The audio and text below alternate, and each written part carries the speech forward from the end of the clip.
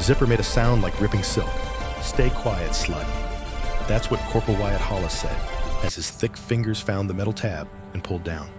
Staff Sergeant Dalton Cross stood 2 feet away, blocking the only exit, his smile practiced and patient. Behind her, Specialist Jensen Thorne pressed his back against the laundry room door. And at the far end of the hallway, Private First Class Colton Wade held his phone at waist level.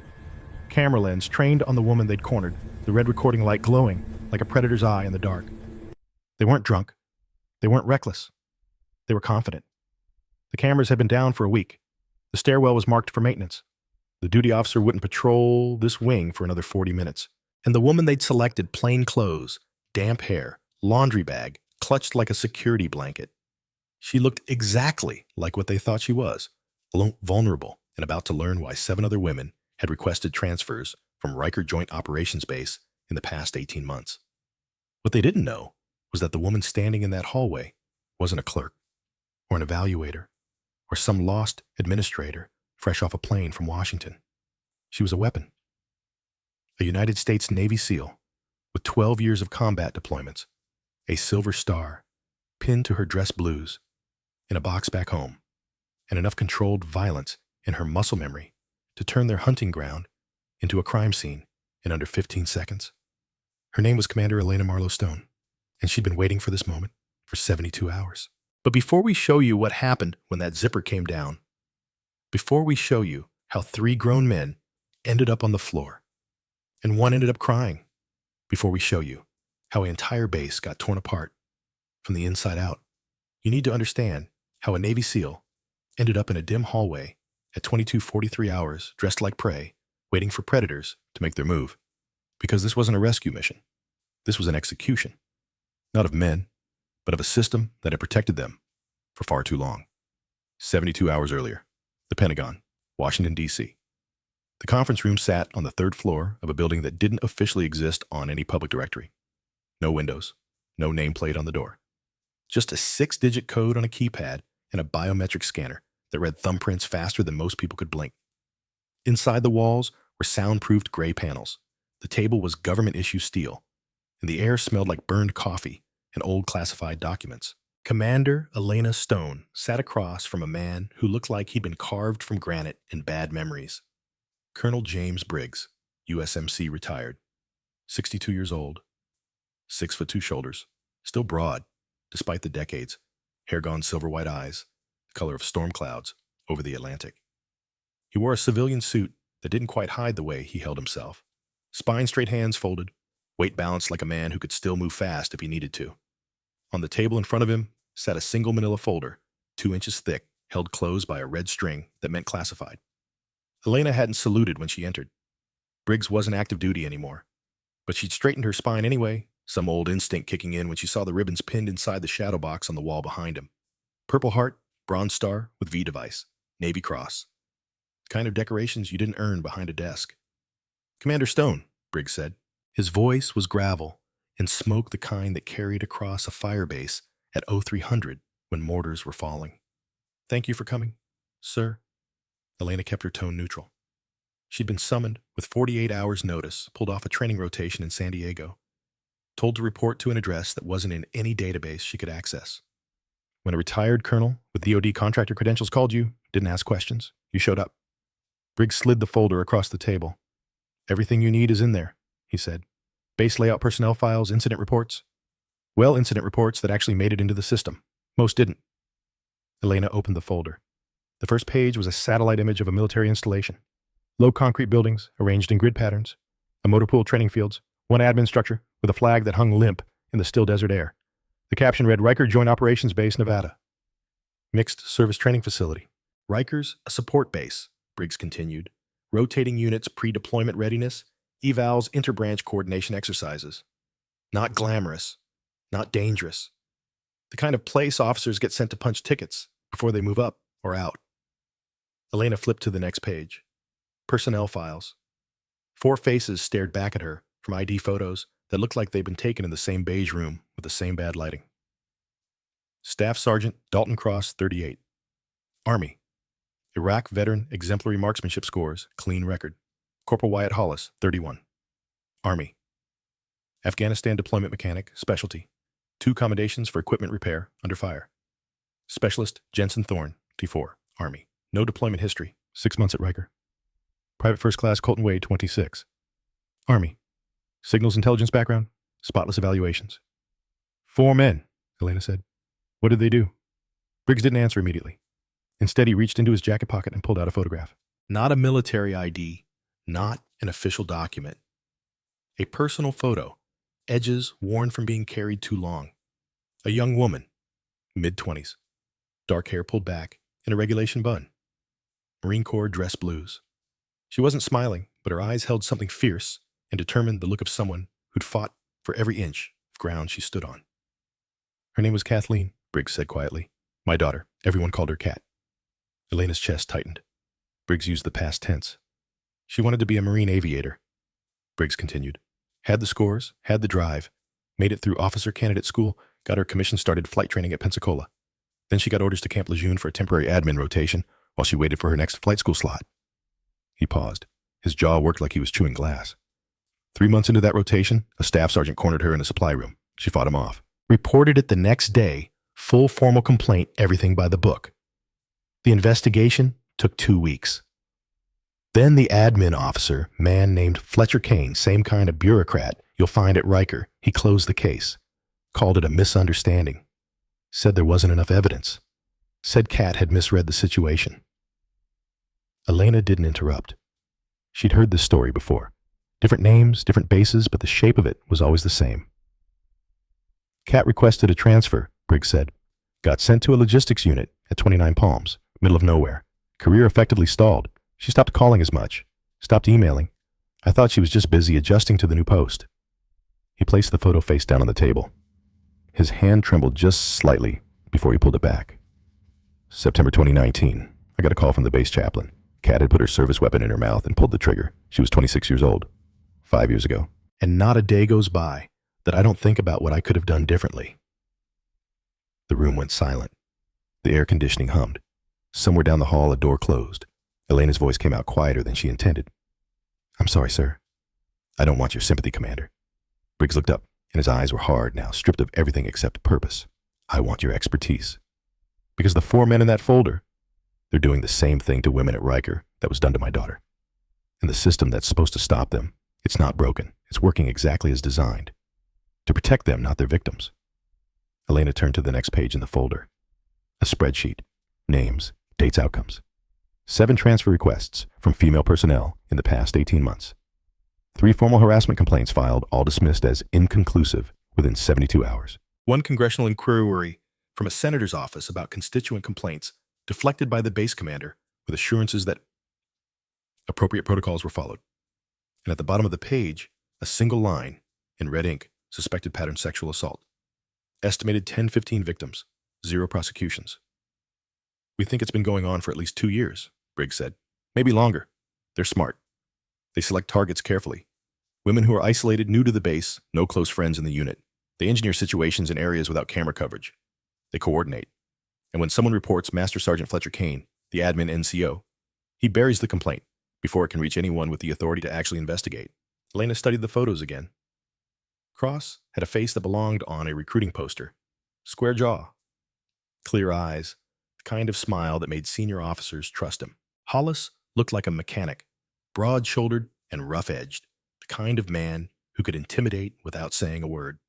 Thorne was baby-faced, nervous energy in his posture, even in a still photo. Wade was lean and forgettable, the kind of person who blended into backgrounds. What's my cover? Elena asked. Briggs slid another document across the table. Training Integration Evaluator. Civilian Contractor 2-week assessment of inter-branch coordination protocols. You'll have temporary admin credentials, low-level access quarters in Annex B. Nobody important, nobody threatening. And my ROE, you're authorized to conduct covert surveillance and evidence collection, Briggs said. If you witness an assault in progress, or have reasonable belief that one is imminent, you're cleared to intervene immediately. Full legal protection under Title IX Audit Authority. But we need evidence, Commander. Video, audio testimony. Something that can't be dismissed or buried. Elena closed the folder. You want me to let them try? I want you to give them the opportunity to hang themselves, Briggs corrected. These men are predators. They've built a system where they can hunt without consequences. Your job is to be the consequence they didn't see coming. He stood, moved to the shadow box on the wall, and touched one of the ribbons, the Navy Cross. I served Cold War Europe, West Germany, 82 to 89. Ran intelligence operations against Soviet infiltrators trying to compromise NATO bases. Then Grenada in 83, Panama in 89, Desert Storm in 91. 30 years in uniform. I thought I understood what honor meant, what duty meant. He turned back to Elena. Then my daughter died because the system valued reputation over justice. Because men like Kane and Cross and the officers who enable them decided that protecting the institution was more important than protecting the people who serve it. Elena stood as well. Sir, with respect, I don't need validation for this mission. I just need the mission parameters. Briggs smiled, but it was a sad, tired thing. That's exactly why you're getting this assignment, Commander. You don't need speeches. You need a target. Well, I'm giving you 4. He extended his hand. Elena shook it. His grip was iron. One more thing, Briggs said. When you get them, and you will get them, make sure that they understand something. This isn't about revenge. This is about making sure no one else's daughter ends up like Kat. Can you do that? Elena's voice didn't waver. I'll get you justice, Colonel. Good. Briggs released her hand. You leave tomorrow, and Commander, they're going to think you're weak. Let them. Right up until you're not. Riker Joint Operations Base, Nevada. Day 1, 14:30 hours. The heat hit like a fist when Elena stepped out of the rental sedan. Nevada in late spring. Temperature, hovering around 98 degrees, humidity, so low, it pulled moisture from skin before sweat could form. The sky was pale blue, bleached almost white at the edges. The sun, a merciless disk that turned every surface into a heat mirror. The base shimmered in the distance, low buildings wavering like mirages, asphalt radiating waves of distortion. Elena wore civilian clothes, khaki pants, a loose button-down blouse, sensible shoes, glasses with plain lenses, hair pulled back in a simple ponytail, no makeup. She'd spent 30 minutes in her hotel room that morning deliberately making herself look forgettable, the kind of woman who shuffled papers and attended meetings and never raised her voice or drew attention. The guard at the gate barely glanced at her credentials before waving her through. Annex B sat at the northeast corner of the base, separated from the main barracks by a stretch of empty ground and a motor pool filled with vehicles that looked like they hadn't moved in months.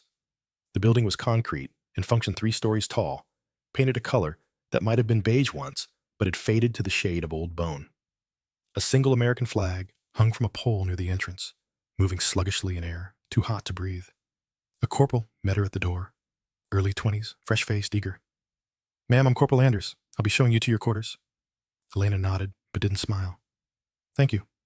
They walked through corridors that smelled like industrial cleaner and decades of stale air. Bulletin boards lined the walls, layered with notices about PT schedules and safety briefings and motivational posters that had gone sun-faded and ironic. Every 20 feet, a security camera hung from the ceiling, black domes with red LED status lights, except for one hallway on the north wing. Elena noticed it immediately. The corridor stretched long and dim fluorescent lights, flickering at irregular intervals. At the far end, a door marked Utility Access. Restricted, sat behind strips of yellow caution tape that looked too new, too clean. Above the door, a camera dome hung dark. No red LED. No status light. Dead.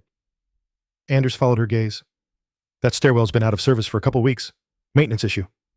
What kind of issue? I'm not sure, ma'am. Something with the electrical. They're supposed to fix it, but you know how it is. Work orders take forever. Elena filed that information in a mental drawer and kept walking. Her room was on the second floor end of the hall, single occupancy, 12 by 12 feet. A bed with sheets that smelled like industrial detergent. A desk with a chair that wobbled. A small window that looked out onto the training fields, and beyond them, the empty Nevada desert stretching to mountains that looked like shadows cut from blue paper. She set her duffel bag on the bed and unpacked slowly, methodically. 3 changes of civilian clothes. 1 set of PT gear. A laptop that was actually a secure terminal connected to NCIS databases via encrypted satellite uplink. A hardcover book that was actually a case containing a voice-activated recorder, military-grade 72-hour battery life. And in the bottom of the bag, wrapped in a towel, a Leupold Mark IV spotting scope, 12 to 40 power magnification mil-dot reticle, the kind of optics that could count eyelashes at 200 meters. Elena didn't unpack the scope. Not yet. Instead, she moved to the window and looked out. From this angle, she could see the north wing of Annex B, the utility stairwell door, and the stretch of hallway that led to the laundry room at the far end. She could see the camera dome above the door still dark. She could see two female soldiers walking past one, whispering something to the other, both of them speeding up as they approached the stairwell and then relaxing once they'd passed it. They knew. The women on this base knew. Elena pulled out her phone, a second device, not her personal cell, and took 3 photos. The stairwell, the camera, the hallway. Then she opened the Notes app and began typing. Day 1, 14:45 hours, Annex B North Wing, utility stairwell marked restricted, camera inoperative, female personnel exhibit avoidance behavior. Potential isolation zone. She saved the note, locked the phone, and placed it in her pocket. Then she sat on the edge of the bed and let herself think about Kathleen Briggs for exactly 60 seconds. 26 years old, Marine officer, fought off her attacker, and reported him like she was supposed to. Got dismissed, transferred, and destroyed. Pulled the trigger 8 months later. Elena had seen the autopsy photos in the classified section of Briggs's folder. She'd made herself look. Because this wasn't abstract. This wasn't a training exercise. This was real women with real lives who'd been hunted and discarded. And if Elena didn't get this right, there would be more. She closed her eyes, took a breath, let the mission settle into her bones. Then she stood, smoothed her blouse, and went to introduce herself to the predators. The operations center, 1600 hours. The mixed unit briefing room hummed with lazy energy. 30 personnel scattered across folding chairs. Uniforms from 3 branches, ranks from E3 to O3. An Army lieutenant stood at the front, clicking through a PowerPoint about convoy protocols that everyone had seen a dozen times before. Half the room wasn't paying attention. The other half was asleep, with their eyes open. Elena entered from the back and took a seat in the observation bay, a raised platform separated from the main floor by a glass partition. She pulled out a notebook paper, not digital, and started taking notes in neat, careful handwriting. Training evaluator, boring bureaucrat, nobody worth noticing. Except 4 men noticed immediately. Staff Sergeant Dalton Cross sat in the 3rd row center position, posture relaxed but alert. He was 38, but looked younger, clean-shaven hair, high and tight uniform, pressed to knife edges. When Elena entered, his eyes tracked her for 3 seconds, assessed her, cataloged her, and then dismissed her. She saw it happen, the way his gaze slid over her like she was part of the furniture.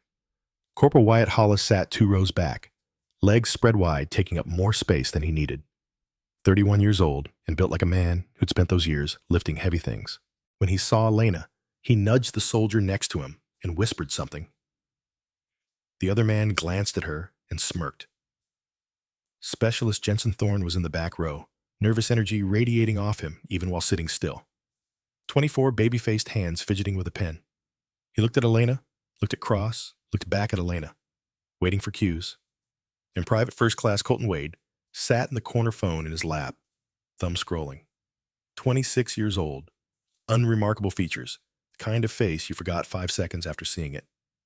But his phone camera was angled toward the front of the room where a female corpsman was adjusting the projector cable. The angle was low. The focus was wrong. He wasn't taking notes. Elena watched all of this with a peripheral awareness of someone who'd spent 12 years learning to read hostile environments. She didn't look directly at any of them. She didn't have to. The briefing ended. Personnel filed out in clusters, conversations resuming mid-sentence. Elena stayed in the observation bay, still writing notes, playing her role. Below, Cross stood and stretched, said something to Hollis that made the bigger man laugh. Thorne hovered nearby, eager puppy energy. Wade drifted over phone, still in hand, and then something happened that told Elena everything she needed to know. The female corpsman, petty officer, 2nd class, maybe 25 years old, bent down to coil the projector cable. Her back was to the 4 men. The room was mostly empty. Hollis said loud enough to carry, "Bet she plugs in like that at home too?" Cross snorted. Thorne grinned a beat too late, like he'd needed time to process the joke. Wade lifted his phone slightly, the camera lens pointed at the corpsman's bent form. The woman's shoulders hitched, just a fraction, the kind of flinch that said this wasn't new. She finished coiling the cable faster than necessary, grabbed her gear, and walked out without looking at any of them. And that's another female soldier, a specialist in Army digital camo, followed her into the hallway. Elena couldn't hear what they said, but she could read the body language. The specialist's hand on the corpsman's shoulder. The corpsman shaking her head. The specialist hissing something urgent. Then both women looked back at the four men still clustered near the chairs, still laughing. And both women walked faster toward the exit. Elena wrote in her notebook, 1628 hours. 4 subjects observed engaging in coordinated harassment behavior. Pattern consistent with predatory pack dynamics. Female personnel exhibit learned avoidance. Then she closed her notebook, and walked out of the observation bay as if she'd seen nothing at all. Day 2, 0630 hours. The gym. Elena woke at 0500, same as she had every day for 12 years. Old habits. SEAL habits. She dressed in PT gear, plain gray shorts, black t-shirt, running shoes, and hit the base gym before most personnel were awake.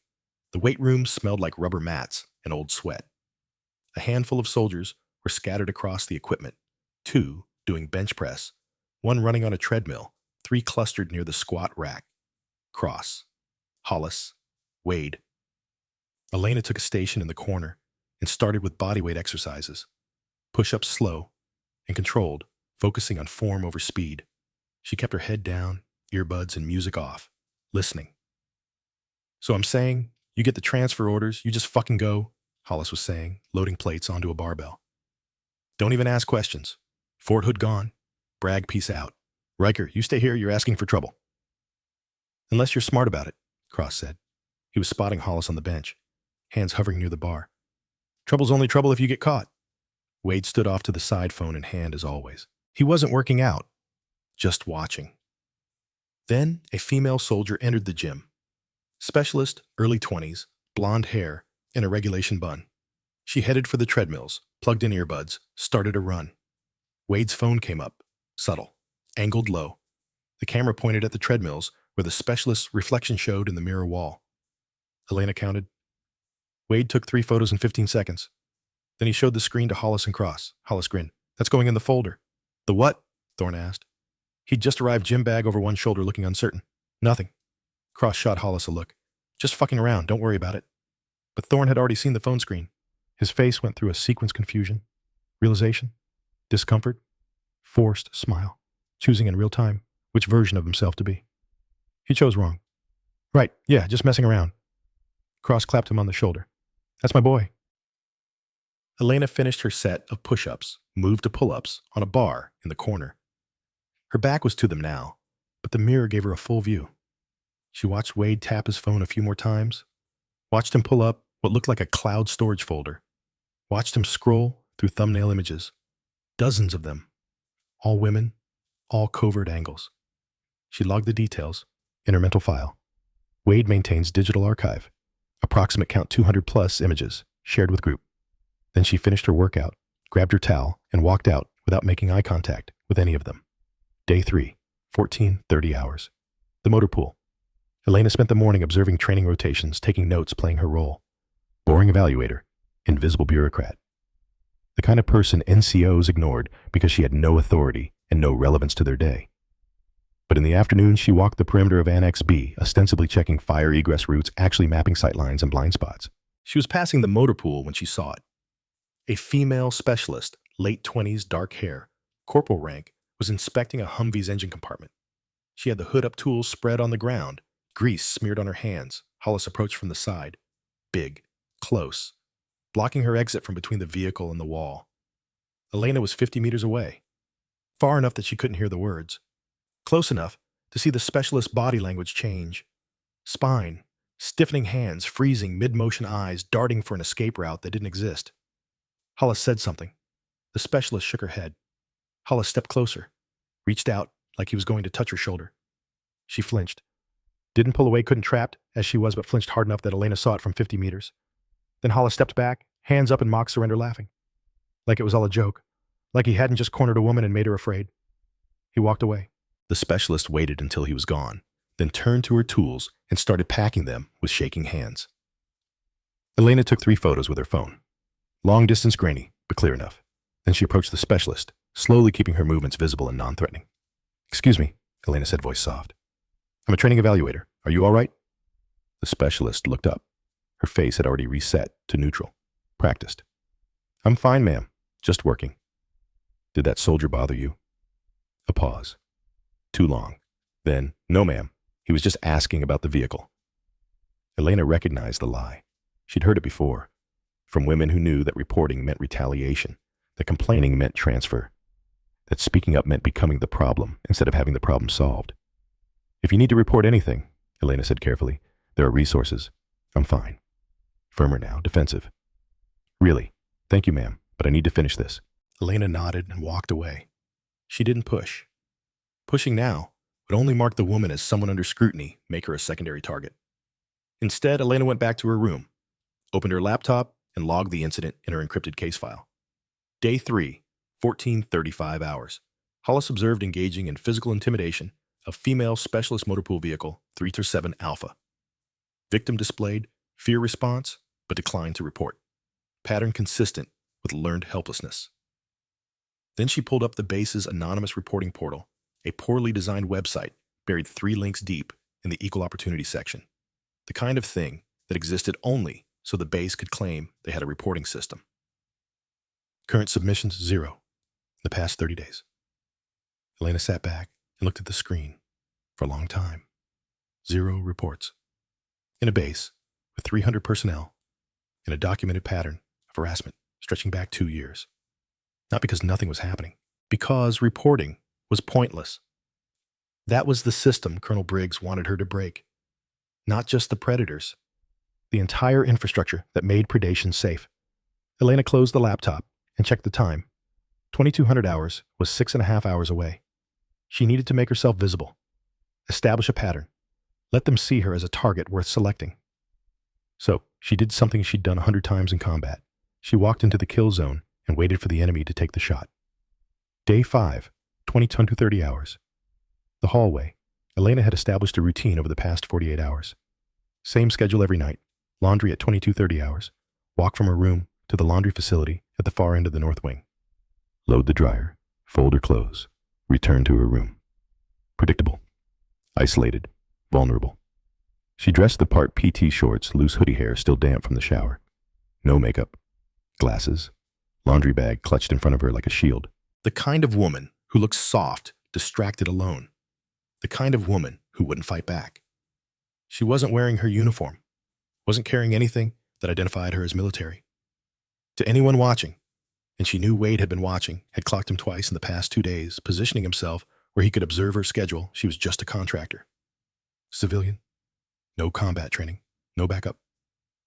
Elena walked down the hallway, past her room, past the other empty quarters. This wing was always quiet after 2200. Temporary personnel evaluators, rotating staff, who kept irregular hours. No community. No witnesses. She passed the utility stairwell. The caution tape was still there, clean and fresh. The camera above the door was still dark. But tonight she heard something different. Voices inside the stairwell, low, coordinated. They were staging. Elena didn't pause, didn't slow. She kept walking, heartbeat steady. Breathing controlled every nerve in her body, singing with readiness, but her face showing nothing except mild distraction. She entered the laundry room. 3 washers, 2 dryers, 1 folding table. A security camera in the corner, angled toward the machines, but not the door. The scent of detergent and heat. Elena loaded her clothes into the dryer. Took her time. Let them position themselves. Behind her through the wall, she heard the faint scuff of boots on tile. Movement in the hallway. Multiple sets of footsteps spaced deliberately. She folded a uniform blouse, slowly smoothing the fabric, with hands that showed no tremor at all. Then she checked her reflection in the dryer door glass. 4 silhouettes in the hallway, positioned in formation. Cross approaching. Hollis flanking. Thorne at the rear exit, Wade at the stairwell with his phone. The trap was set. Elena took a breath. Not from nerves, from readiness. She touched the small recorder, taped inside her sports bra, confirmed the hard shape pressed against her sternum. Battery full. Recording started 10 minutes ago. Audio range 15 feet. Then she picked up her laundry bag and walked into the hallway. The lighting was worse here. Fluorescence flickering, casting uneven shadows that made the space feel smaller, more confined. At the far end, the 4 men stood in loose formation, not hiding their presence, but not announcing it either. Just there, waiting. Cross was the first to move. He stepped forward casual and smooth, one hand in his pocket. 30 feet between them, 20. 10. Ma'am, his voice was friendly, concerned, the kind of tone that pretended this was a normal conversation. Didn't think anyone else was on this side tonight. Elena said nothing. She adjusted the laundry bag in her arms and moved a step past him. Cross sidestepped, blocking her, still smiling. Behind her, she heard Hollis's boots scuff closer, cutting off retreat. Thorne moved to the laundry room door, not inside, just present, making sure she understood the exits were covered. Wade stayed at the stairwell phone up now, no pretense, recording. You don't have to be rude, Cross said, tilting his head like he was puzzled by her silence. This wing gets quiet at night. We just figured maybe you wanted some company. Safe to walk around alone, Hollis added from behind her. His voice was louder, rougher. You never know who you might run into. Elena's pulse stayed level, 62 beats per minute, same as always. She'd been in firefights in Kandahar, had Taliban fighters 10 feet away behind rubble trying to flank her position, had learned a long time ago how to turn off fear and turn on something colder. She spoke for the first time, voice flat. I need you to step aside. Cross's smile widened. Or what? Hollis moved closer. She felt him more than saw him, his bulk taking up space in her peripheral vision. His hand came up, grabbed the laundry bag, and yanked it from her arms in one smooth motion. The bag hit the floor. Clothes spilled across tile. Her uniform blouse fluttered to a stop near the stairwell door, fabric settling like a flag of surrender. Oops, Hollis said, not apologizing, informing. Wade spoke from the stairwell. Camera's been down all week, by the way. Matter of fact, letting her know the system wouldn't save her. Cross stepped closer, close enough that Elena could smell his aftershave, see the practiced patience in his eyes. He'd done this before, multiple times, and nothing had stopped him. Listen, he said quietly, voice, dropping to something almost kind. If you don't want this to get weird, maybe just stay quiet. We're not trying to cause problems. We're just being friendly. Hollis echoed his voice a half step behind Cross's. Yeah, stay quiet, slut. His hand found her waistband, thick fingers pressing against fabric, then lower, finding the zipper tab. The sound it made pulling down was like ripping silk, and Elena's mind went quiet. Not panicked, not afraid, quiet. The kind of silence that falls over an operator's brain 3 seconds before a door breach. The kind that comes when training takes over and conscious thought steps aside to let muscle memory run the show. She trained for this moment in rooms with padded floors and instructors who taught her how to turn a human body into a weapon. She'd used those skills in Kandahar and Helmand Province, and a half dozen other places where combat meant close quarters and brutal, and someone was going home in a bag. She spoke clearly. For the recorder, for the camera, Wade thought wasn't working, but was actually her phone positioned in her hoodie pocket at the perfect angle. For the report she'd write in 2 hours when this was over. You just initiated sexual contact without consent. Article 120 Uniform Code of Military Justice. You're done. Hollis blinked. What the fuck does Elena's right knee snapped upward? Not a kick, a strike. Vertical trajectory, all her body weight. Behind it, aimed at the soft tissue junction where leg met torso. 300 pounds of force delivered to nerve clusters that couldn't be conditioned, couldn't be toughened, couldn't do anything except shut down when hit correctly. The impact made a sound like a mallet hitting meat. Hollis's eyes went wide. His mouth opened. No sound came out. His hands released her waistband and moved to his groin in an instinctive, protective gesture that came 2 seconds too late. Then his knees buckled, and he went down, straight down, puppet with cut strings. Hit the floor in a fetal curl, gasping like a fish on a dock. Every muscle in his body locked in parasympathetic shock. Target 1 neutralized. Time elapsed 2 seconds. Cross lunged at her training kicking in, but too slow, too late. Elena sidestep, right foot, pivot weight shift, seal, close quarters, footwork, drilled into her bones and caught his collar with her left hand as he passed.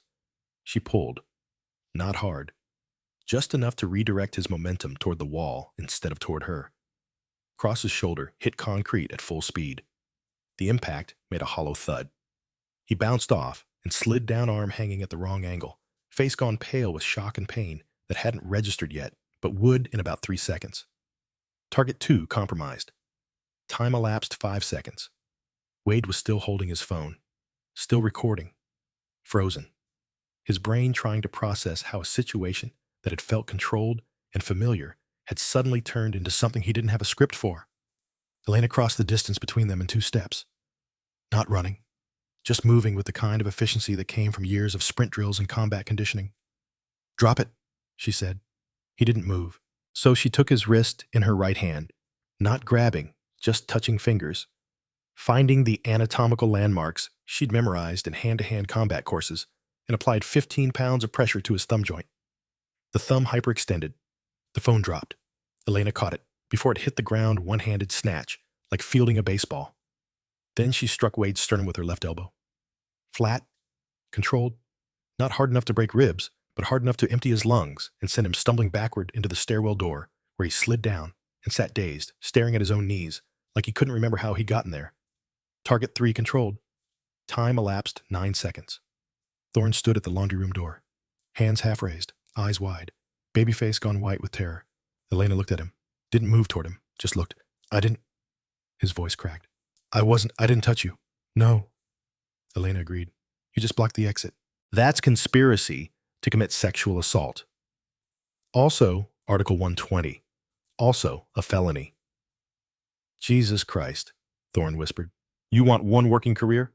Elena's voice stayed level, conversational. "Walk to the duty office right now.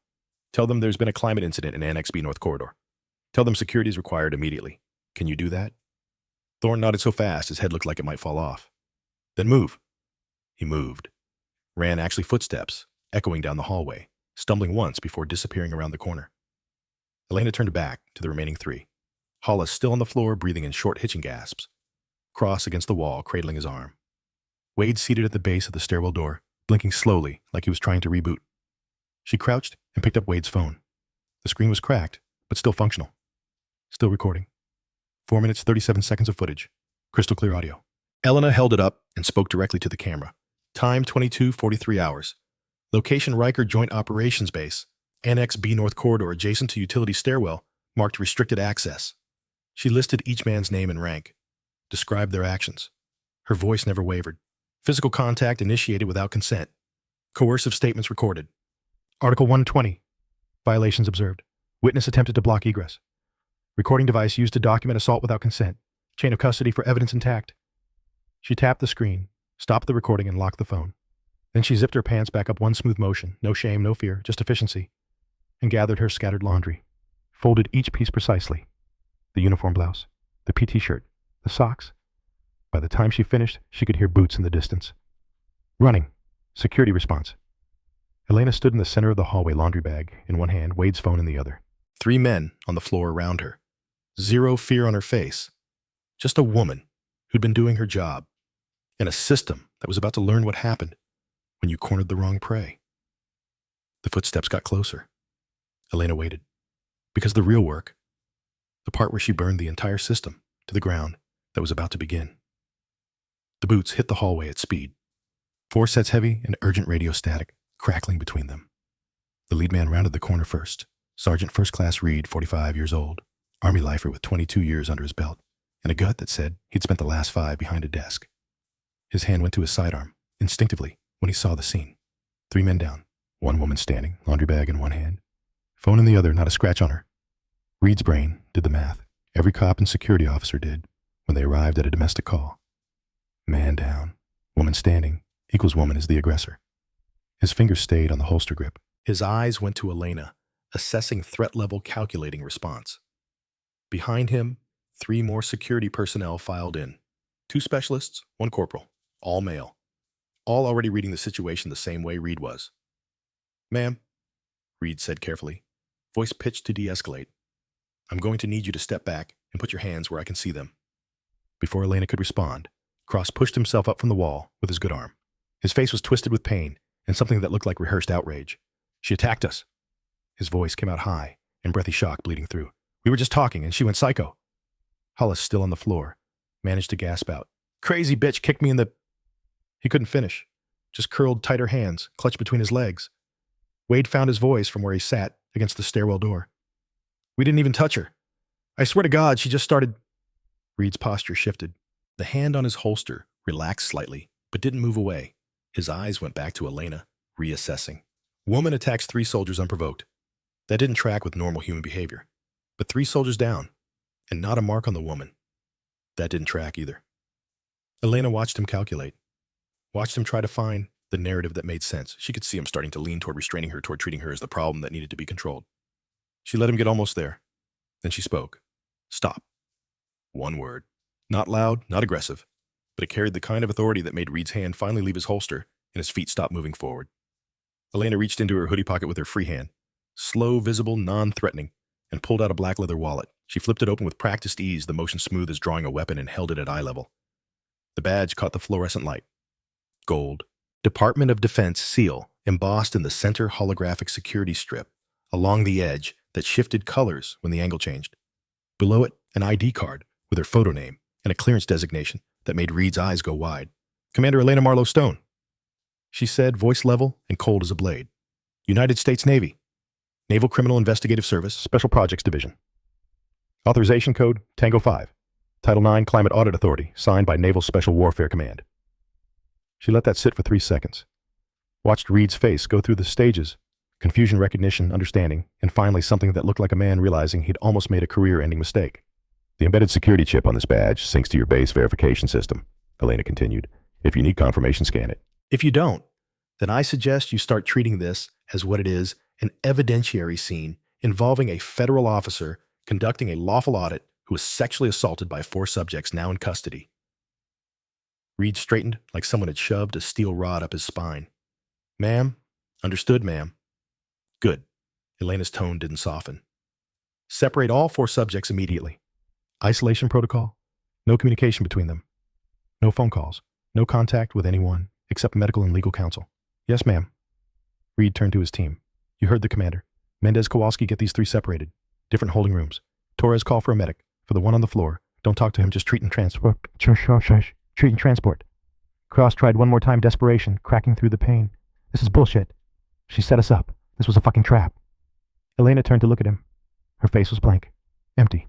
The kind of expression that said she'd seen men like him before, in a dozen different countries, wearing a dozen different uniforms, and they all said the same things when they got caught. No, Sergeant, she said quietly. This was a test. You failed it. She held up Wade's phone screen, still visible. And you filmed the entire thing, audio and visual. 4 minutes, 37 seconds of you coordinating an assault on a federal officer, blocking exits, making coercive statements, and initiating sexual contact without consent. You even announced that the cameras were disabled, which demonstrates premeditation and consciousness of guilt. Cross's face went from red to white. Elena continued. The recording is timestamped and geotagged. Chain of custody is intact. I'll be submitting it as evidence within the hour, along with my official statement and approximately 72 hours of surveillance footage showing your pattern of predatory behavior toward female personnel on this base. She turned back to Reed. Get them out of my sight. Reed moved fast. His team moved faster. Within 3 minutes, Hollis was being loaded onto a stretcher by a medic who asked no questions and made no small talk. Cross was escorted toward the south stairwell, good arm held by a specialist who looked like he wanted to be anywhere else. Wade was pulled to his feet and guided toward the admin building. Only Elena remained in the hallway, standing among scattered laundry and the ghost of violence that had lasted exactly 10 seconds. She bent down, picked up her uniform blouse, shook it once to remove dust, and folded it precisely. Then she gathered the rest of her clothes, placed them in the laundry bag, and walked back to her room as if nothing unusual had happened at all. But once inside, door locked, blinds closed, she allowed herself one moment. Just one. She sat on the edge of the bed phone in her hands and let out a breath that came from somewhere deeper than her lungs. Then she pulled out her secure laptop, opened an encrypted connection to NCIS headquarters, and began typing her incident report. By the time she finished, it was 0130 hours. By 0200, the first anonymous reports started hitting the base's submission portal. The system that had protected 4 predators for 18 months was about to discover what happened when the protections failed. 0107 hours, anonymous reporting portal. Elena sat in front of her laptop, the screen casting blue light across her face in the dark room. She'd changed out of her PT gear into cargo pants and a t-shirt, hair still damp, but pulled back, hand steady on the keyboard. The NCIS report was done, submitted, encrypted and flagged for priority review. Now she pulled up the base's anonymous reporting system. The interface was terrible, poorly designed, buried in the equal opportunities section of the base website, the kind of thing that existed only so commanders could check a box that said they had a reporting mechanism.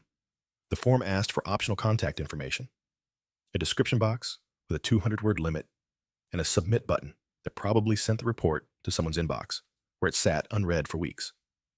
Elena had checked this portal every night since arriving. 4 days of monitoring. Total submissions in the past 30 days, 0.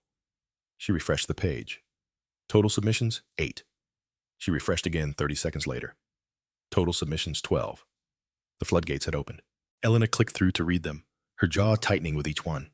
I saw Staff Sergeant Cross corner a female soldier in the motor pool 3 months ago.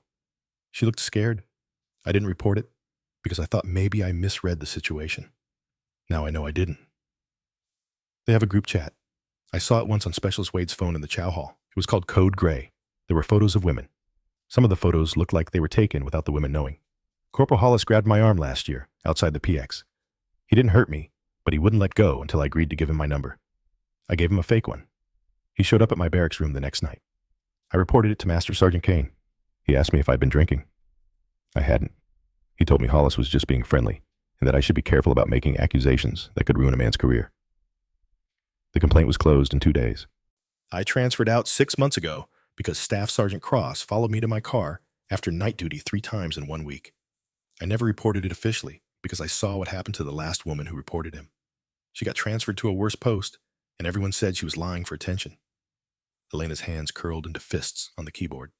She made herself unclench them, made herself keep reading.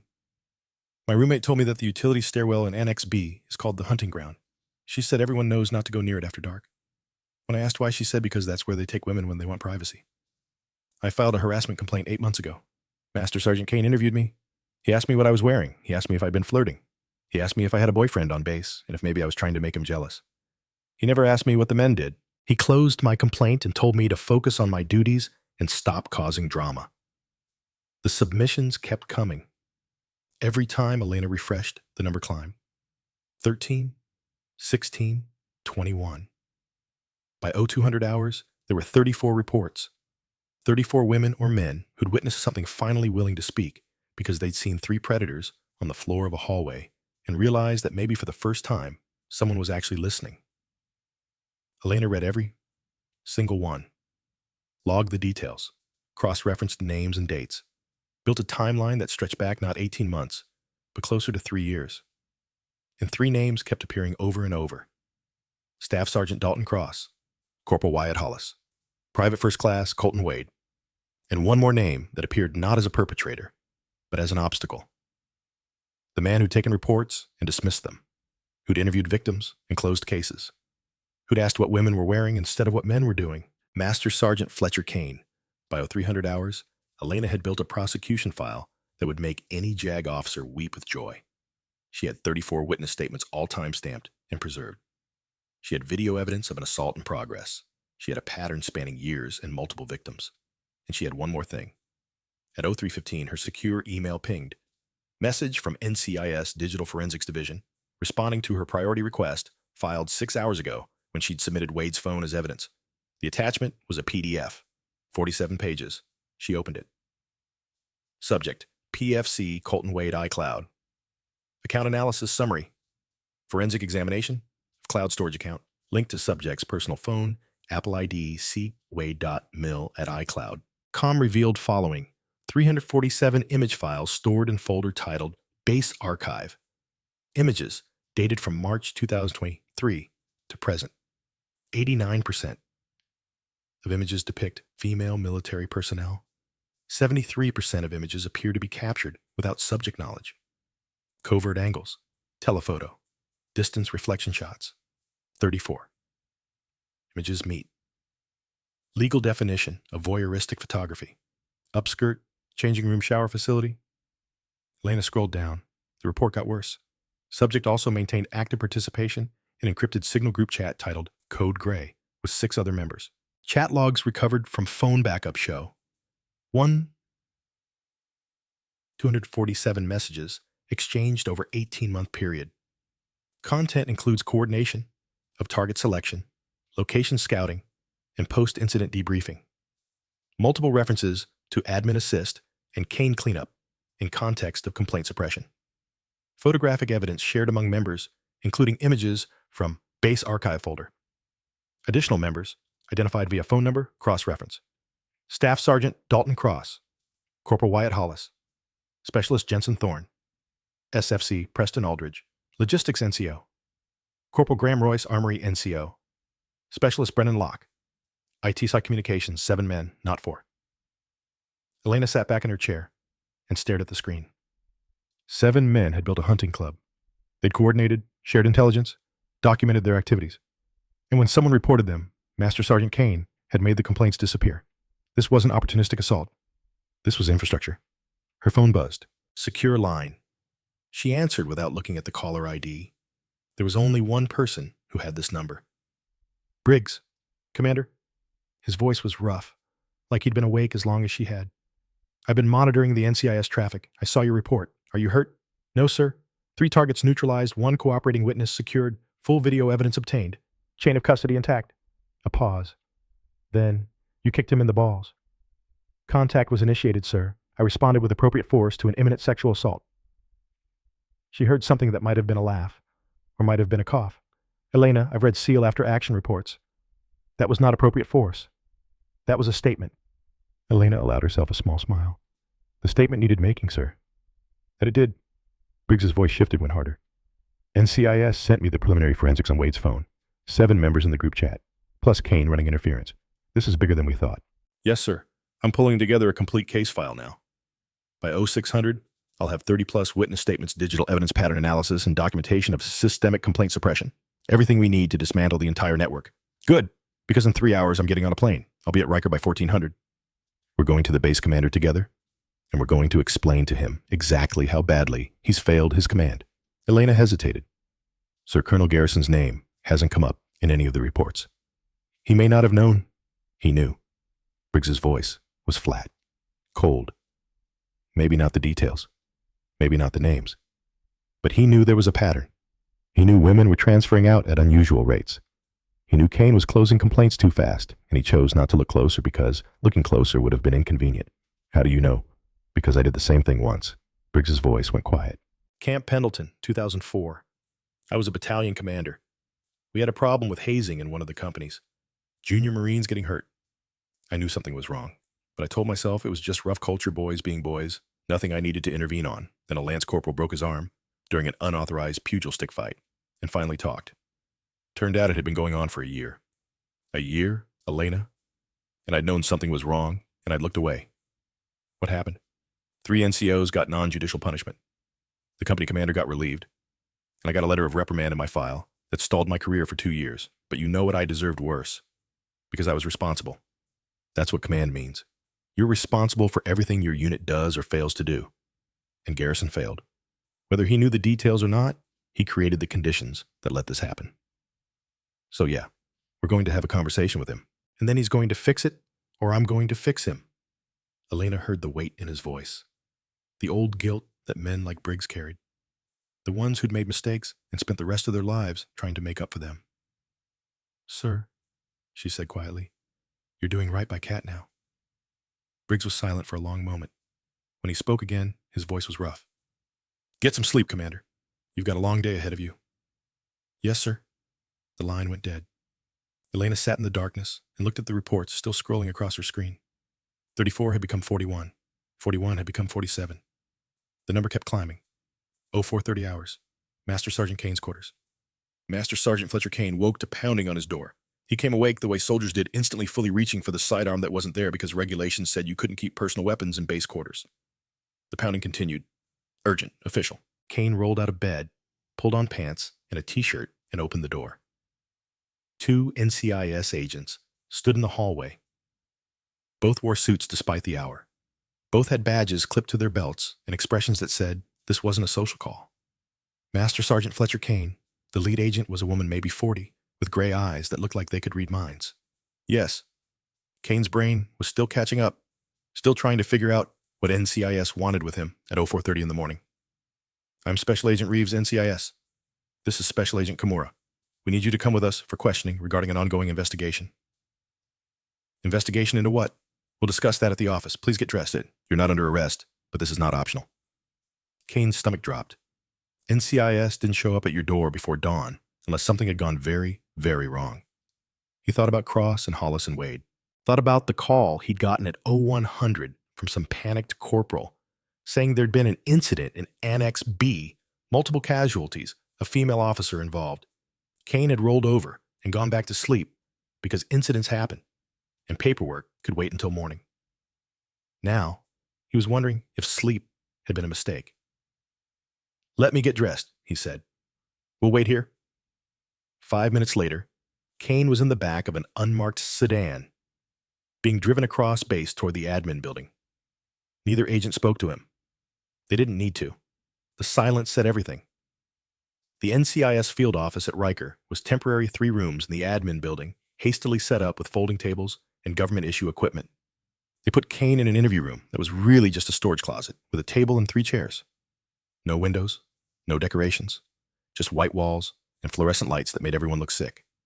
They let him sit there for 15 minutes. Classic interrogation technique. Let the subject stew. Let them imagine what's coming. Let their own mind do half the work. When the door opened, Kane expected the agents. Instead, Commander Elena Stone walked in. She wore a fresh uniform, now Navy working blues, pressed and perfect. Behind her came a man Kane didn't recognize. Tall, silver-haired, wearing a civilian suit, but carrying himself like military. The kind of bearing that said, "Officer high rank, don't fuck with me." Elena set a laptop on the table and opened it. Didn't say hello, didn't introduce the other man, just pulled up a document and turned the screen toward Kane. "Master Sergeant Kane," she said, voice professional and cold. "Do you know what this is, Royce?" Kane looked at the screen, a spreadsheet, names, dates, complaint summaries. His stomach went cold. "Those are closed cases," he said carefully. "Those are dismissed complaints," Elena corrected. 11 of them over the past 3 years. All involving allegations of sexual harassment or assault. All closed by you within 72 hours. Average closure time, 36 hours. That's remarkably fast for thorough investigations, wouldn't you say? Kane felt sweat starting at his hairline. "I followed procedure, interviewed both parties, reviewed available evidence, made determinations based on facts." "Facts." Elena's voice didn't change. "Let's talk about facts." She clicked to another document. Phone records. Kane's personal cell. He recognized his own number at the top. "These are records from your personal phone, obtained via subpoena under NCIS investigative authority," Elena said. "Over the past 18 months, you received 17 calls from Staff Sergeant Dalton Cross. Interesting pattern. Each call occurred within 24 hours of a harassment complaint being filed against him or one of his associates." Kane's mouth went dry. "So what, he's assigned to this base?" "We talk sometimes." "About what?" "Training, administrative matters, guy stuff." Elena clicked again. Security camera footage. Parking lot. Kane recognized himself standing next to his truck phone to his ear. Timestamp, March 15th, 2024. 14:30 hours. 10 minutes later in the footage, Cross pulled up in his personal vehicle. They talked for 4 minutes. Cross left. "March 15th, Elena said. "That's the same day Specialist Mackenzie Sutherland filed a complaint alleging that Cross had cornered her in the motor pool and made sexually explicit comments. You closed that complaint the next day. Insufficient evidence." "There wasn't any evidence. It was her word against his." The older man spoke for the first time. His voice was like gravel. "And you decided his word was worth more." Kane looked at him. "Who the hell are you?" "Colonel James Briggs, USMC retired, currently serving as a civilian oversight contractor for the Department of Defense Inspector General's office. I'm here because my daughter died after a man like you dismissed her complaint and destroyed her career. So, when Commander Stone tells you to answer the fucking question, you answer it." Kane leaned back in his chair. He knew how this worked. Good cop, bad cop. Except there was no good cop here. Just a female SEAL who looked at him like he was something stuck to her boot, and a colonel with murder in his eyes. "I want a lawyer," Kane said. Elena nodded. "That's your right. But know this, we already have everything. We have the phone records showing you coordinated with Cross. We have security footage of your meetings. We have 34 witness statements from women whose complaints you buried. We have chat logs from a signal group called Code Gray, where members reference Kane cleanup in the context of making complaints disappear." She leaned forward. "We have you, Sergeant, dead to rights. The only question now is whether you cooperate and tell us everything about how this network operated, or whether you go down alone while the men you protected throw you under the bus to save themselves." Kane's hands were shaking. He pressed them flat on the table to stop the tremor. "I didn't assault anyone," he said. "I never touched anyone inappropriately." "No," Briggs agreed. "You just made sure the men who did could keep doing it. You stood between predators and accountability. You silenced victims. You enabled rape. And under federal law, that makes you an accessory. Obstruction of justice. Conspiracy. You're looking at a decade in prison, Sergeant. Maybe more." Kane closed his eyes. Thought about his 20 years of service. His pension. His wife and 2 daughters. Everything he'd built. Then he thought about Cross's voice on the phone, casual and confident. "Kane, we might have a situation. One of the females is making noise. "Can you handle it?" And he thought about how easily he'd said yes. How many times he'd said yes. "If I cooperate," Kane said slowly, "what do I get?" Elena's expression didn't change. "That depends on what you give us. Full disclosure.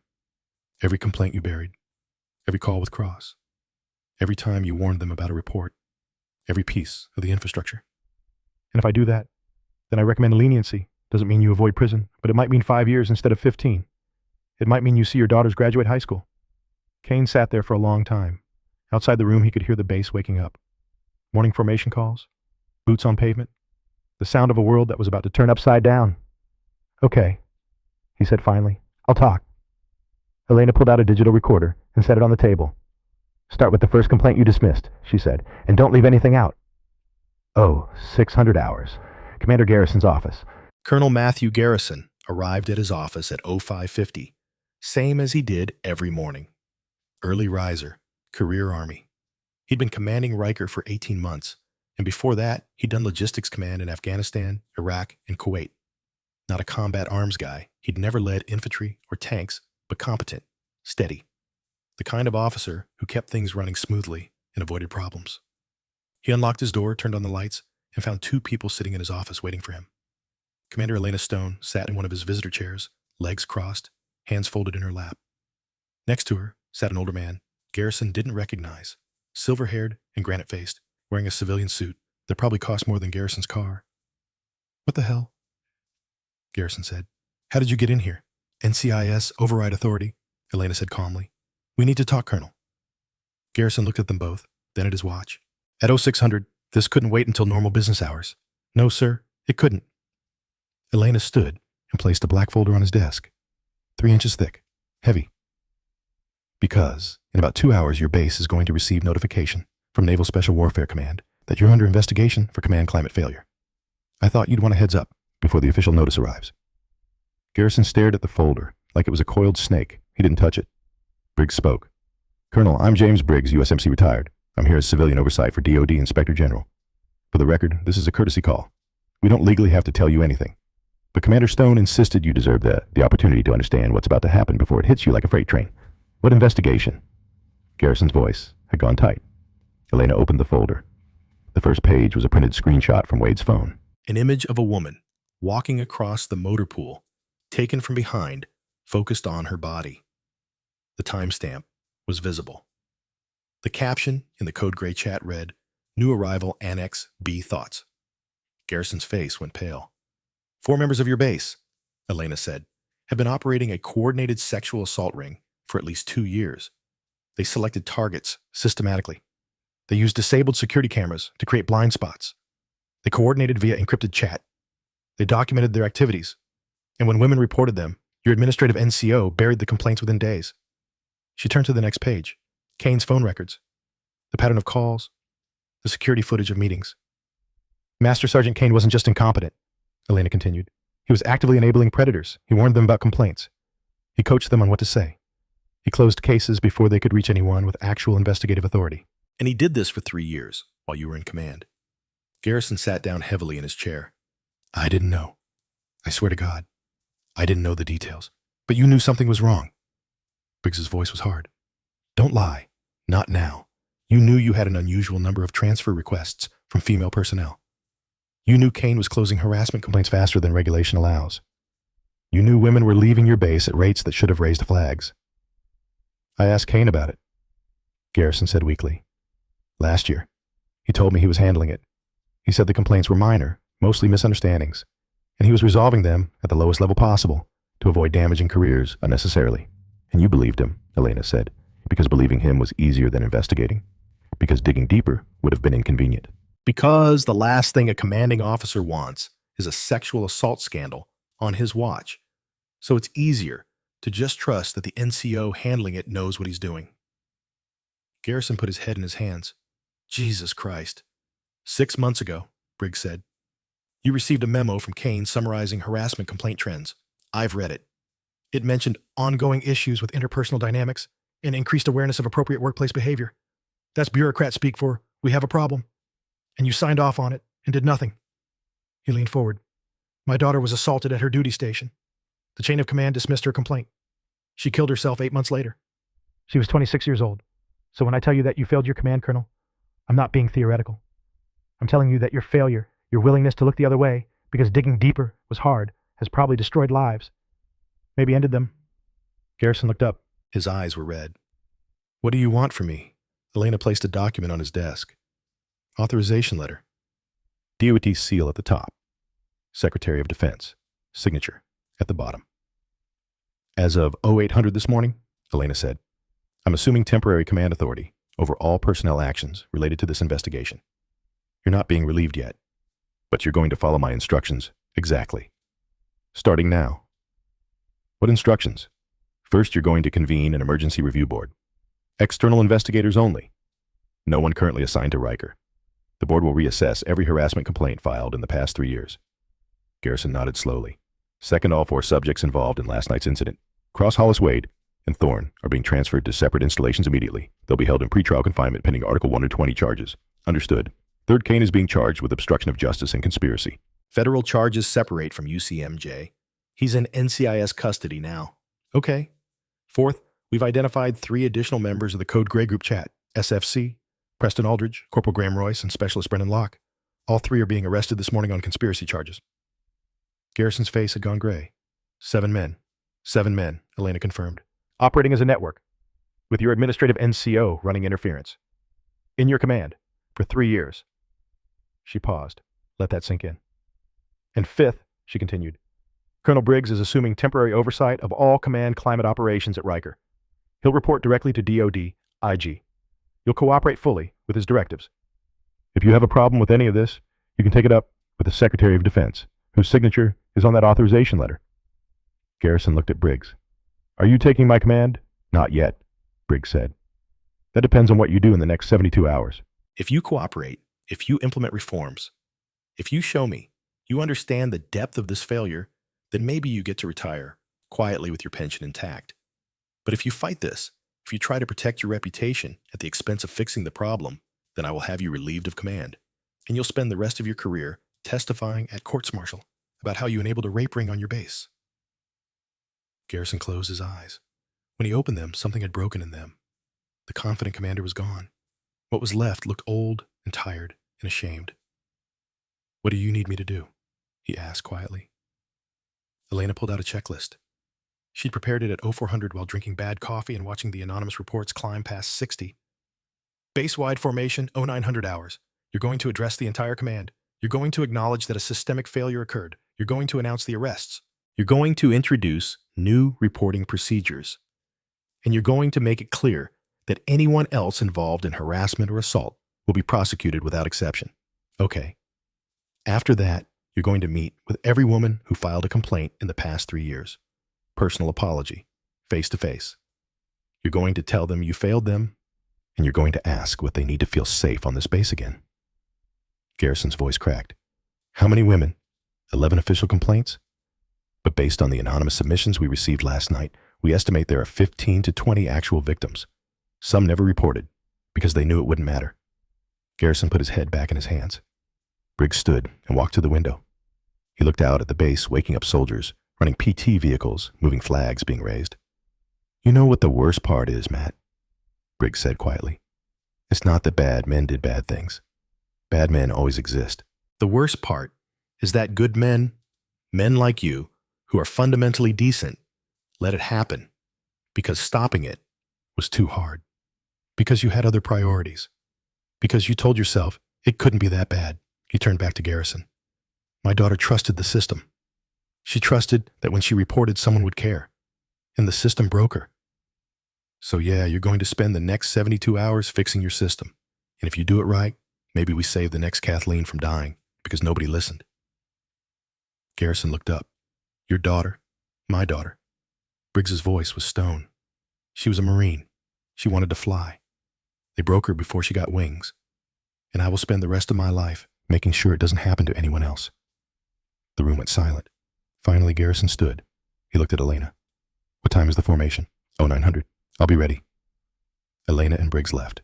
Behind them, Garrison sat back down at his desk and stared at the folder full of evidence that his career, everything he'd built over 28 years, was effectively over. Outside, the sun was rising over Riker Joint Operations Base, and for the first time in 3 years, the women walking to morning formation didn't avoid the north hallway of Annex B. Because the cameras were being replaced, the stairwell was being permanently sealed, and the men who'd made that hallway into a hunting ground were sitting in separate cells, finally understanding that they'd cornered the wrong prey. The trap had sprung. The evidence was secured. And now came the part where Elena and Briggs dismantled the entire infrastructure that had protected predators and silenced victims. They had 72 hours to rebuild what 3 years of negligence had destroyed.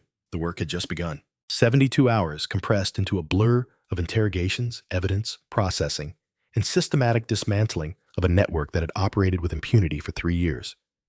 By the time the sun rose on the morning of day 4, Elena and Briggs had built a case that would survive any legal challenge and extracted confessions that eliminated any possibility of acquittal. Now came the public reckoning.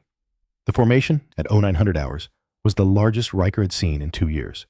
300 personnel arranged in company blocks on the parade ground, morning sun already beating down hard enough to make sweat bead on the back of necks. Enlisted in front NCOs and the middle officers in the rear.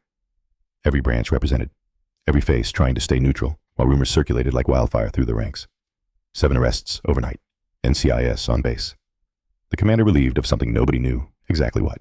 And at the center of all of it, a female Navy officer nobody had paid attention to until she'd put 3 men on the floor in 10 seconds. Colonel Garrison stood at the podium looking like he'd aged a decade overnight.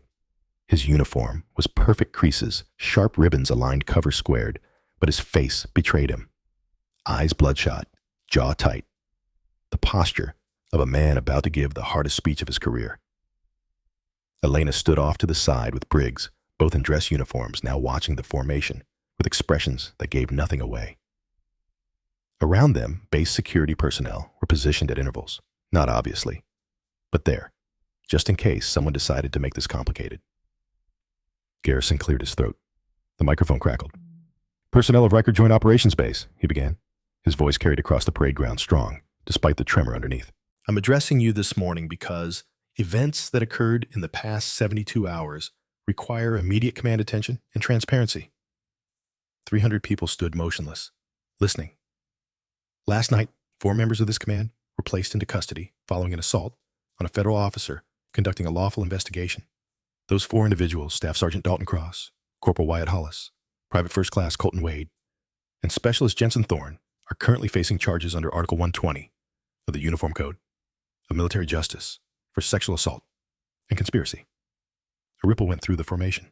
Not loud, just the sound of 300 people inhaling at once. Additionally, Garrison continued, Master Sergeant Fletcher Kane, our admin NCO, has been arrested by NCIS on federal charges of obstruction of justice and conspiracy to commit sexual assault. And 3 additional personnel, SFC Preston Aldridge, Corporal Graham Royce, and Specialist Brennan Locke, were arrested this morning on related conspiracy charges. The ripple became a murmur. Officers turned to look at each other. Enlisted shifted weight. Someone in the back dropped something metal that rang across the concrete. Garrison waited for silence. Got it. I'm not going to stand here and make excuses, he said, and his voice cracked slightly on the last word. These men operated on my base, under my command, for approximately 3 years. They selected victims systematically. They coordinated their activities. They used disabled security systems to create blind spots. And when women reported them, those reports were dismissed before they could reach proper investigative channels. He paused, looked down at his notes. When he looked back up, his eyes were red. I failed you. I failed the women who trusted the system enough to report. I failed to ask the hard questions when transfer rates spiked. I failed to investigate when complaints closed too quickly. I prioritized smooth operations over the safety of the people I was supposed to protect. That failure is on me. Nobody else. Me. Elena watched the formation, saw female faces in the crowd going from shock to something that looked like validation, like finally being seen. One woman, a corporal in the third row, had tears streaming down her face. The specialist next to her reached over and squeezed her hand. Effective immediately. Garrison said, "The following changes are in effect. First, all harassment and assault complaints will be reported directly to an external NCIS office. No internal processing. No chain of command filtering. Your report goes to federal investigators." He clicked to the next slide. A phone number and email address appeared on screens positioned around the formation. Second, every security camera on this base is being inspected and upgraded. No more blind spots. No more convenient maintenance windows. If a camera goes down, it's reported to DOD oversight immediately. Another click. New reporting procedures. Third Colonel James Briggs, USMC, retired DOD. Inspector General Contractor will maintain oversight of all command climate operations here until further notice. He reports directly to the Secretary of Defense. His authority supersedes mine. If he tells you to do something, you do it. Clear. Yes, sir. 300 voices responded. Garrison looked at Briggs, nodded. Briggs stepped to the podium. Garrison stepped a bow back. Briggs stood there for a moment, looking out at the formation, with eyes that had seen 3 wars and buried a daughter. When he spoke, his voice carried the weight of all of it. My name is James Briggs. I served 30 years in the Marine Corps. Cold War Europe. Grenada, Panama, Desert Storm. I led men in combat. I commanded a battalion. I thought I understood what leadership meant. He paused. Let that settle. Then my daughter, Kathleen, Marine officer, aviator candidate, was assaulted at her duty station. She reported it. The chain of command dismissed her complaint. She was transferred. Her career was effectively ended. 8 months later, she killed herself. She was 26 years old. The parade ground went absolutely silent. Not a cough, not a shuffle, just 300 people holding their breath. I failed her, Briggs continued, because I wasn't there, because I didn't know, because I taught her to trust the system, and the system broke her. So when I tell you that what happened here at Riker is unacceptable, I'm not speaking as a bureaucrat. I'm speaking as a father who had to bury his daughter, because men who should have protected her chose convenience over courage. He looked across the formation, made eye contact with random personnel, held their gaze. You want to know what honor means, what duty means. It doesn't mean covering for your buddies. It doesn't mean maintaining unit cohesion by sacrificing the vulnerable. It means standing up when standing up is hard. It means protecting the people who can't protect themselves. It means choosing what's right over what's easy. His voice hardened. If you see something, you report it. If someone tries to stop you from reporting, you report that too. If you're afraid of retaliation, you report anyway, because I promise you on my daughter's grave that anyone who retaliates will face consequences that make the last 72 hours look like a minor inconvenience. He stepped back from the microphone. Garrison returned. Dismissed to duties, Garrison said.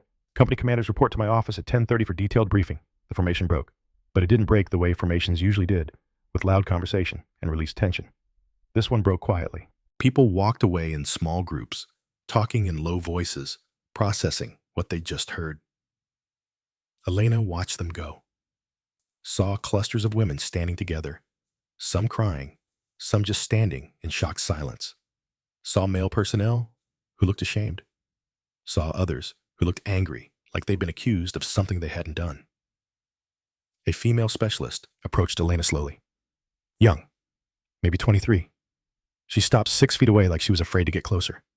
Ma'am. Her voice was small. Elena turned. Yes. I'm Specialist Mackenzie Sutherland. I filed a complaint against Staff Sergeant Cross 8 months ago. Master Sergeant Kane dismissed it. I transferred to Fort Carson 3 weeks later because I didn't feel safe here anymore. Elena's chest tightened. Mackenzie Sutherland. The name had been in Kane's files, one of the dismissed complaints. What are you doing here? I heard what happened. My old unit commander called me yesterday, said if I wanted to come back, they'd reinstate my position, so I drove all night. She paused, looked at Elena with eyes that held something between hope and terror. Is it true? Are they really being prosecuted? Yes, all 7. Federal and military charges. They're looking at years in confinement. Mackenzie's face crumpled. Not crying, just releasing something she'd been holding for 8 months. I thought I was crazy. Kane made me feel like I'd made the whole thing up, like I was just some dramatic female looking for attention. Elena stepped closer, kept her voice low. You weren't crazy. He did that to 11 other women that we know of. Maybe more. You were brave to report. I'm sorry the system failed you. My friends told me not to report. They said nothing would happen. They were right. This time, Elena said, something happened. And it happened because enough people finally spoke up that the system couldn't ignore it anymore. You started that. The complaint you filed, even though Kane buried it, it's part of the case now. Part of the pattern. You helped put them away. Mackenzie looked at her for a long time. Then she straightened her spine and saluted. Elena returned it. Thank you, Commander, Mackenzie said, for not looking away. She walked away before Elena could respond. Briggs appeared at Elena's shoulder, watching Mackenzie rejoin a group of female soldiers who immediately surrounded her, hands on her shoulders, voices low and supportive. That's why we do this, Briggs said quietly. For her, for all of them. Elena nodded. She didn't trust her voice right then. They had work to do. Day 7. Naval Station Norfolk. Pre-trial confinement facility. The holding cells were clean and cold and exactly as impersonal as federal detention facilities always were. Cinder block walls painted institutional beige. Steel bunks bolted to the floor. Toilets that flushed on timers. No windows. Just artificial light and recycled air and the knowledge that you weren't leaving until someone with authority said you could. Dalton Cross sat on his bunk with his back against the wall, left arm in a sling from the shoulder separation he'd received when Elena had redirected him into concrete. His lawyer had visited twice. Both times, the lawyer had looked progressively more uncomfortable as the case file grew from a few pages to hundreds. The door opened. A guard stepped in. You have visitors. Conference room, now. Cross stood slowly, favoring the shoulder. They escorted him down a hallway to a small room with a table and 4 chairs. His lawyer sat on one side, a Navy JAG captain who looked like he'd rather be anywhere else. Across from him sat Elena and a man Cross didn't recognize. Older, civilian suit, eyes that cut like razors. Cross sat. The guard closed the door and stood outside. Staff Sergeant Cross, Elena said. No greeting, no pleasantries. This is Colonel Briggs, DOD Oversight. We're here to discuss your cooperation options. Cross looked at his lawyer. The lawyer nodded slightly, gave him the go-ahead to listen. I'm not admitting to anything, Cross said. You don't have to, Elena replied. She opened a folder and slid 3 photographs across the table. All from Wade's phone, all showing women in compromising positions taken without their knowledge. These came from your Code Gray group chat. Your phone number is attached to multiple messages coordinating target selection, location scouting, and discussing which women to approach. She slid more documents across. These are chat logs, direct quotes. March 17th, new arrival Annex B, check the roster. That's you. April 3rd. Kane says the complaint got filed, he's handling it. Also you. May 29th. Need lock to take down the camera before Friday. We've got a window. You again. Cross stared at the documents. Said nothing. Briggs leaned forward. Here's what you need to understand, son. We have video evidence of you coordinating an assault on a federal officer. We have testimony from Specialist Thorne who's cooperating. We have Kane's confession, detailing every time you called him to suppress a complaint. We have 12 women willing to testify about your pattern of harassment, and we have 3 years of digital evidence showing you ran a hunting club that selected targeted and assaulted female personnel. He paused. You're going to prison. That's not in question. The only question is for how long, and whether you take everyone else down with you. Cross's jaw worked. What do you want? Names, Elena said. Every member of Code Gray, every officer who knew and looked away, every person who helped you disable cameras, coordinate schedules, select targets. Everything? I give you that. What do I get? We recommend a sentencing reduction. Maybe 10 years instead of 15. Maybe you see your 40th birthday as a free man instead of your 50th. Cross looked at his lawyer. The lawyer sighed. They have you, Dalton. I've reviewed the evidence. It's overwhelming. Your best option is cooperation. And if I don't cooperate, Elena's voice went cold, then you go to trial. We present every piece of evidence. Every victim testifies. The jury sees exactly what you are. And when you're convicted, not if when you get the maximum sentence. 15 years. Dishonorable discharge. Registered sex offender. By the time you get out, you'll be 53 years old, and every job application will end the moment they Google your name. Cross closed his eyes, thought about everything he'd built. 13 years in the Army, combat deployments, promotions, respect, all of it about to disappear because he thought the rules didn't apply to him. because he thought women were targets instead of soldiers. Hollis and Wade, he said finally. They were the most active. Hollis handled the physical intimidation. Wade did all the documentation and tech work. Thorne was just a follower trying to fit in. We know that. Give me something we don't know. Cross hesitated. Then there were others, not in the chat. But they knew. Captain Vickers in logistics. He saw Wade taking photos in the gym once. Just laughed and told him to be more subtle. Master Sergeant Harris in the motor pool. He knew Hollis was cornering women during vehicle inspections. Told him to keep it off duty hours so it didn't affect productivity. Elena wrote down the names. Anyone else at Garrison? Cross looked up, and there was something defiant in his eyes now. He knew. Maybe not details, but he knew something was wrong, and he chose not to dig. That's on him. We're aware of Colonel Garrison's failures, Briggs said coldly. Focus on direct participants. Cross gave them 6 more names. 2 junior NCOs who participated in hunts but weren't in the chat. 1 sergeant who'd helped lock disable cameras by filing false work orders. 3 officers who'd been told about complaints and had advised women not to file because it would hurt unit cohesion. By the time the interview ended 2 hours later, Elena had a list of 15 people who'd either participated directly or enabled the hunting club through willful blindness. As they escorted Cross back to his cell, Briggs turned to Elena. 15 people knew. Some helped, some just looked away. But 15 people could have stopped this at any point and chose not to. What do we do with the enablers? Elena asked. The ones who didn't assault anyone but knew it was happening. We ruined them, Briggs said flatly. Not criminally. Most of what they did isn't technically illegal, but professionally. Every one of them gets an official letter in their file documenting their failure to report. Every one of them gets passed over for promotion. Every one of them lives with the knowledge that their career is effectively over because they chose silence. Elena nodded. It wasn't perfect justice, but it was something. Day 14.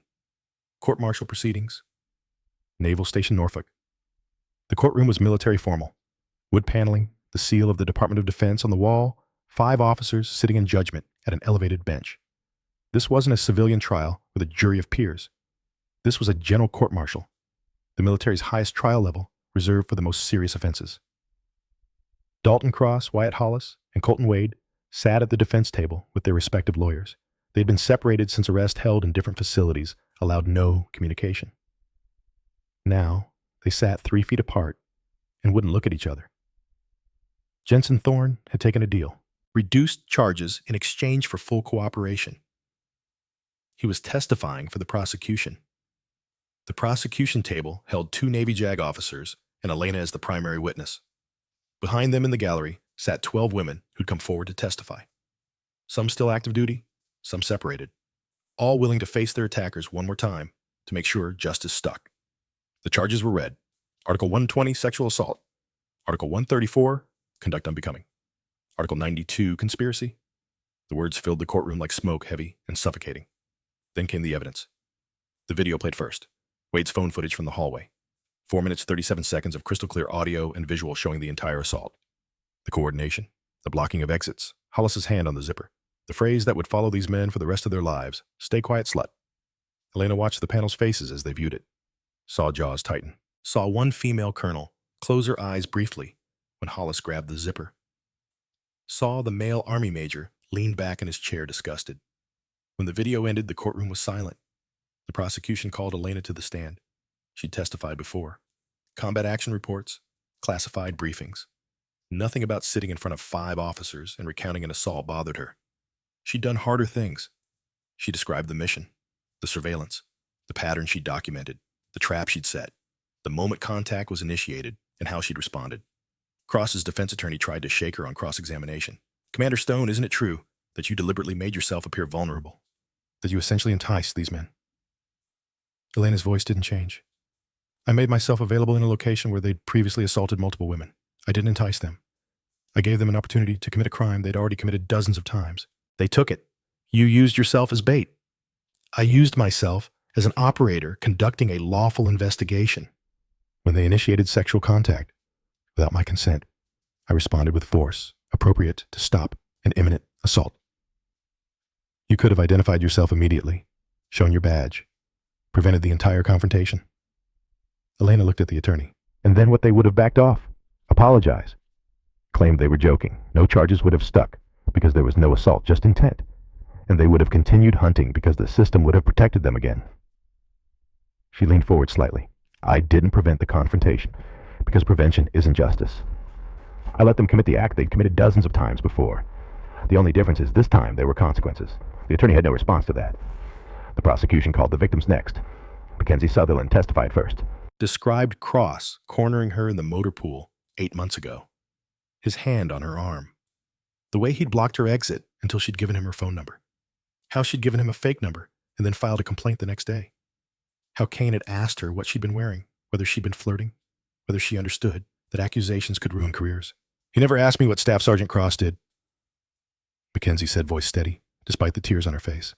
He only asked me what I did wrong. A corporal named Reese Thorne testified next. Jensen's sister.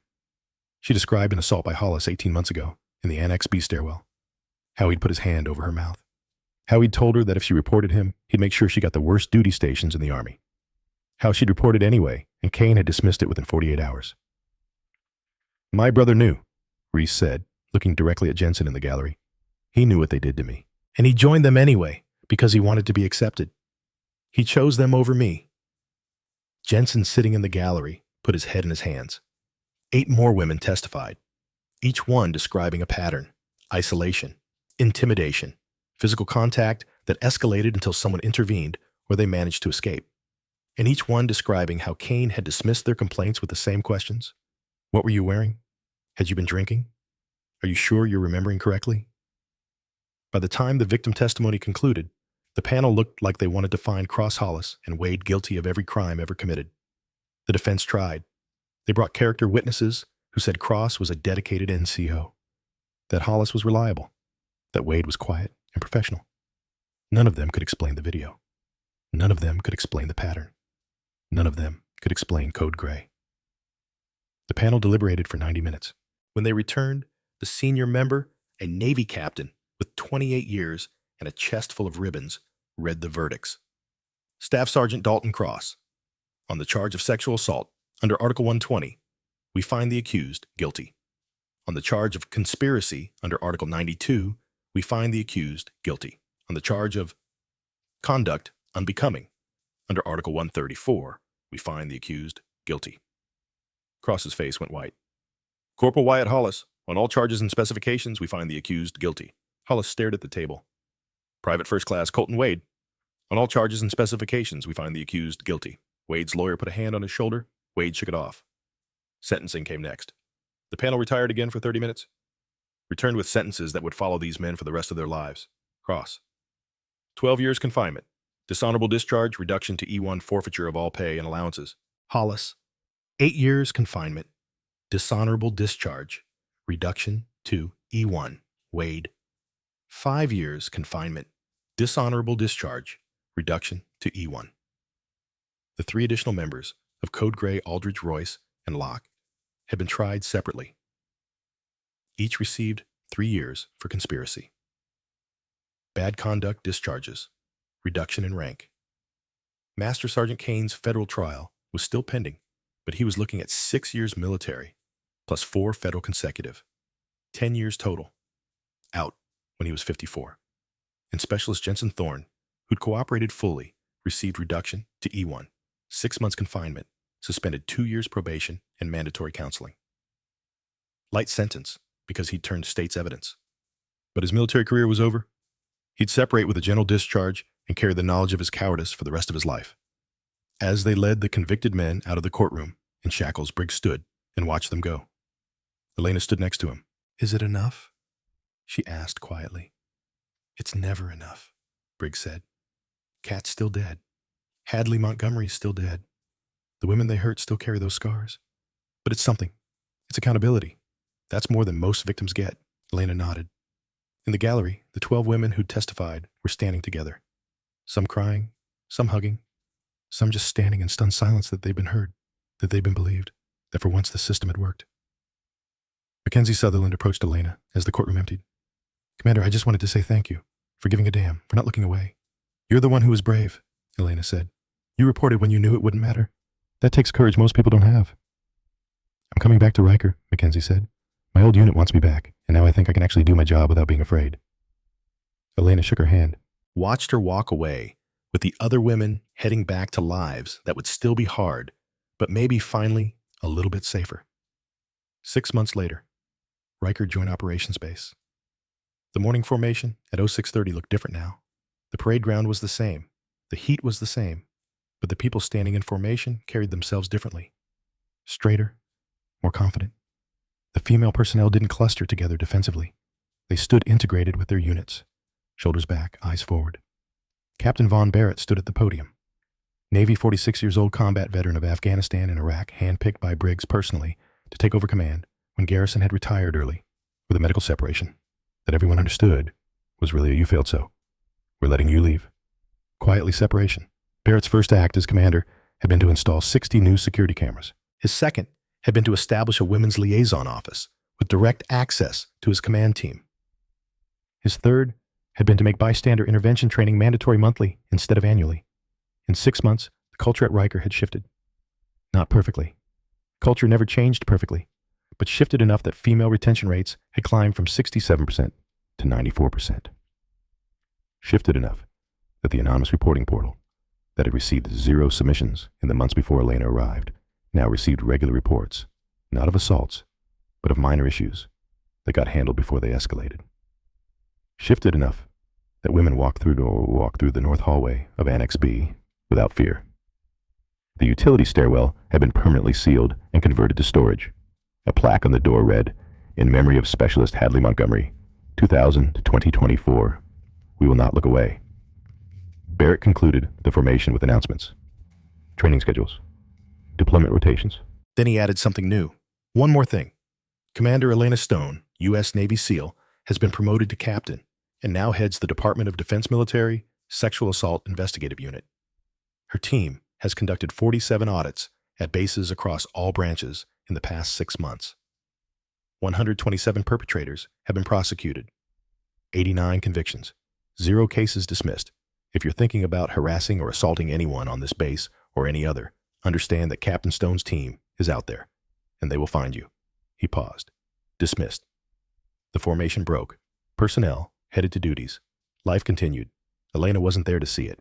She was already at Fort Campbell, conducting another audit building, another case hunting, another group of predators who thought the rules didn't apply to them, but Colonel Briggs was there. He'd stayed at Riker for 6 months to oversee the transition, then officially retired from DoD contracting.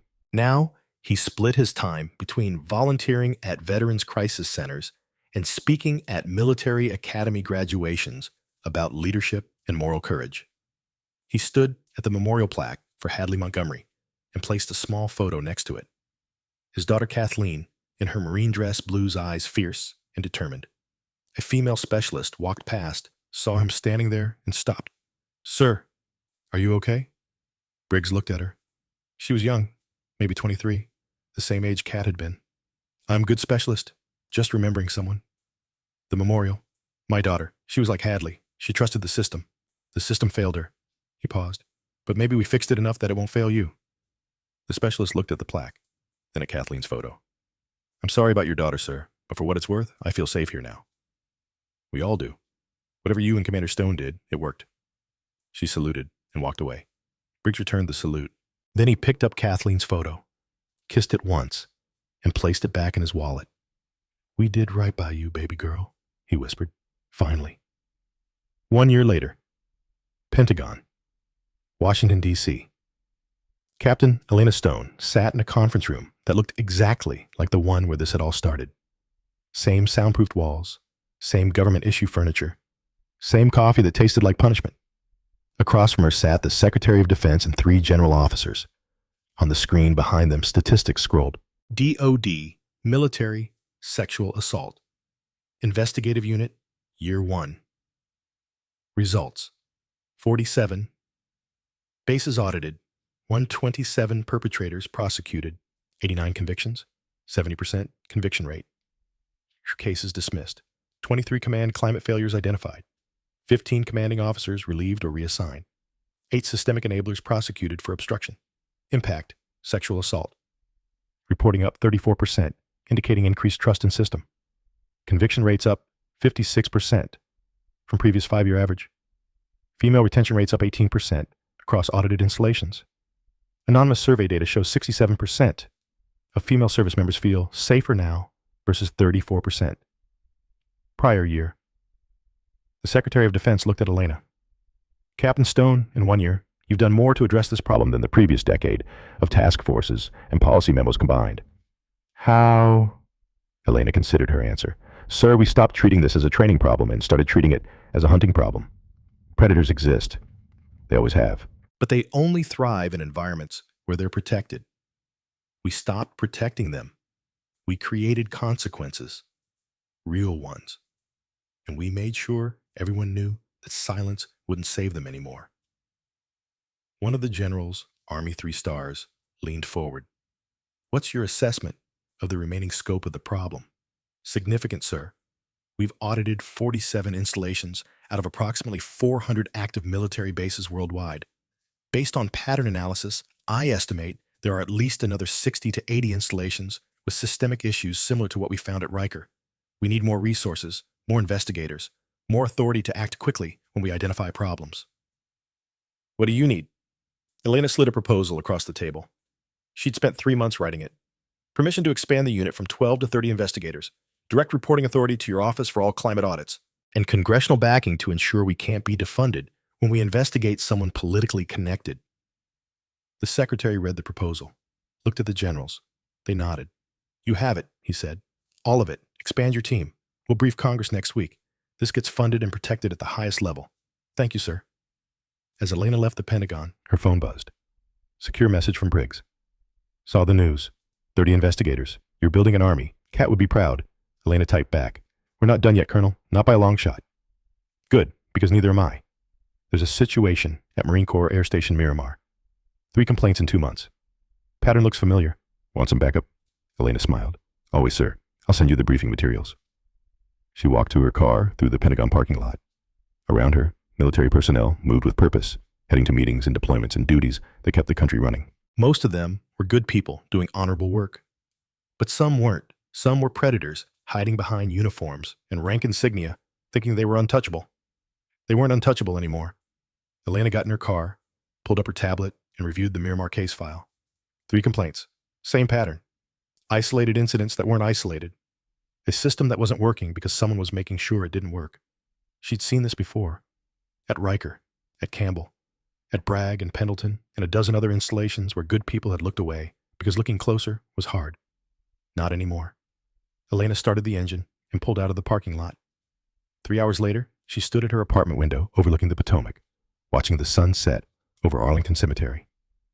Somewhere across that river, thousands of service members were buried, men and women who'd worn the uniform with honor. She thought about Kathleen Briggs, who should have flown F-35s and instead got buried at 26. About Hadley Montgomery, who should have deployed and instead got buried at 23. Her phone buzzed.